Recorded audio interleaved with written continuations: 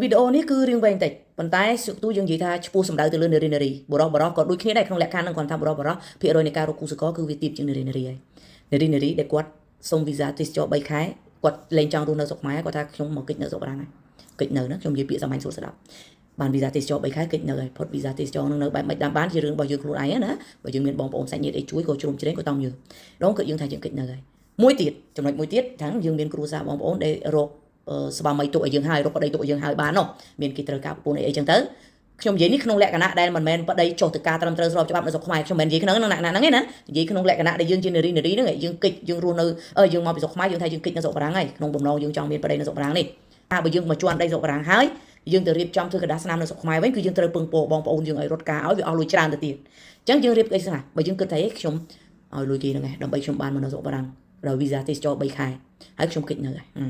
អញ្ចឹងយើងត្រូវការពីដែលយើងចាប់ផ្ដើមគិតខ្លួនយើងហ្នឹងឯងយើងថាយើងឲ្យគេប្រាប់យើងថាអញ្ចឹងខ្ញុំរត់ការអញ្ចឹងណាក្នុងដំណើរការដែលគេរត់ការកដាស្នាមឲ្យយើងដើម្បីបានវីសា3ខែយើងរត់កដាស្នាមខ្លួនយើងដូចគ្នាកដាស្នាមមានសម្បត្តិកំណើតបកប្រែជាបារាំងសម្បត្តិនៅលីវបកប្រែជាបារាំងបើយើងលែងលះធ្លាប់មានគ្រួសារហើយសម្បត្តិលែងលះបកប្រែជាបារាំងសម្បត្តិបញ្ជាក់ពីច្បាប់ទម្លាប់គេហៅជាភាសាបារាំងថា certificat de coutume បកប្រែជាបារាំងដូចគ្នា casier judiciaire លិខិតស្គាល់ទោសបកប្រែជាបារាំងដូចគ្នាអញ្ចឹងយើងបកប្រែអស់ហ្នឹងទុកឲ្យហើយសម្រាប់ខ្លួនយើងនៅពេលដែលអ្នកវីសាគេថាអ្នកឯងបានវីសាបានហើយទិញសម្បត្តិបរិបទបានហើយឯកសារយើងមានគ្រប់គ្រាន់យើងមកដល់បារាំងក្នុងពេលដែលយើងមកដល់បារាំងបើមានអ្នកដែលតាក់ទងគ្នាថាត្រូវរៀបការគ្នាបានហើយកុំដំអក់កុំបងអស់បើយើងអត់ទាន់មានទេបងយើងថាយើងនៅរកគូសកលអីសិនចឹងទៅតែបើក្នុងលក្ខណៈមួយថាយើងអាចរកផ្លូវមានផ្លូវថាបងប្អូនរកគូសកលឲ្យបានហើយឆាប់រៀបការនៅពេលដែលវីសាទេសចរមិនទាន់ផុតហើយឯកសាររបស់យើងដែលយើងយកមកជាមួយហ្នឹងក៏វាមិនទាន់ផុតណាអញ្ចឹងយើងឆាប់រៀបការឆាប់ឡើងទៅមេរីហើយដើម្បីសួរថាចុះខ្ញុំទៅមេរីខ្ញុំទៅរៀបការឡើងមិនទៅគឺយើងទៅសួរនៅមេរីនឹងឯងទៅសួរនៅសាលាខេត្តយើងថាមនុស្សប្រុសគាត់ទៅសួរទៅហើយគាត់នាំទៅអ្នកស្រីនៅជាមួយដែរអញ្ចឹងណាខ្ញុំពេញចិត្តជាមួយអ្នកនេះគាត់មកលេងទេប៉ុន្តែខ្ញុំឃើញគាត់យើងឃើញអញ្ចឹងខ្ញុំស្រឡាញ់ខ្ញុំចង់រៀបការពេលនោះមេរីគេប្រាប់យើងហើយត្រូវការកដាស់ស្នាមអីខ្លះដើម្បីរៀបការមេរីគេអត់ refuse ទេក្នុងការរៀបការប៉ុន្តែមេរីខ្លះទៀត refuse ដែរចំពោះអ្នកដែលមកក្នុងលក្ខណៈអីក្នុងពេលដែល visa ទេសចររបស់នារីនេះផុតកំណត់អញ្ចឹងមេរីខ្លះគេអត់ឲ្យការទេប៉ុន្តែក្នុងចំណោមនេះគឺភាគតិចនៃមេរីដែលមិនឲ្យការទៅវិញភាគច្រើនមេរីឲ្យការក្នុងលក្ខណៈដែលវីសារបស់ស្រីទៅនៅហួសកំណត់ហ្នឹងណាអញ្ចឹងបានខ្ញុំថាយល់ល្អបើសិនជាឧបមាថាអាចទៅរួចវីសា3ខែយើងនៅមិនទាន់ផុតយើងរៀបការទៅនៅពេលដែលរៀបការហើយ obligatoire កំងចាំបាច់យើងត្រូវការរត់កដាស់ស្នាមបន្តទៅ préfecture រត់កដាស់ស្នាមបន្តទៅ préfecture ដើម្បីឲ្យ préfecture ចេញគេហៅមួយទៀតគេហៅថា visa long séjour vie privée familiale វ៉ាឡាវាអាំងណងសុពលភាពអញ្ចឹងយើងត្រូវរត់កដាស់ស្នាមហ្នឹងឯងក្នុងពេលហ្នឹងឯងដែលខ្ញុំថាវីសា3ខែរបស់យើងពេលយើងរៀបការហ្នឹងនៅក្នុងសុពលភាពរបស់3ខែកុំឲ្យ3ខែហ្នឹងផុតកំណត់ពីព្រោះនៅពេលដែលយើងទៅរត់វីសាទៅរត់សុំវីសា long séjour រយៈពេល1ឆ្នាំពី préfecture គឺ préfecture គេមើលកដាស់ស្នាមរបស់យើងហ្នឹងទាំងអស់ចុះយើងថាអីចង់បើសិនជាខ្ញុំនៅចៃដន្យអីខ្ញុំហួស3ខែហើយបានខ្ញុំបានការអញ្ចឹងពេលដែលខ្ញុំទៅសុំមេរីនៅតែឲ្យការអញ្ចឹងភាគច្រើននៃមេរីភាគតិចមិនឲ្យទេខ្ញុំនិយាយម្ដងទៀតណា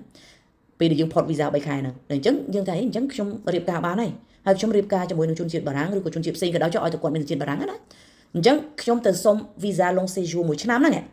Valant titre séjour បានន័យថា visa long séjour 1ឆ្នាំដែលមានសុពលភាពដូច titre de séjour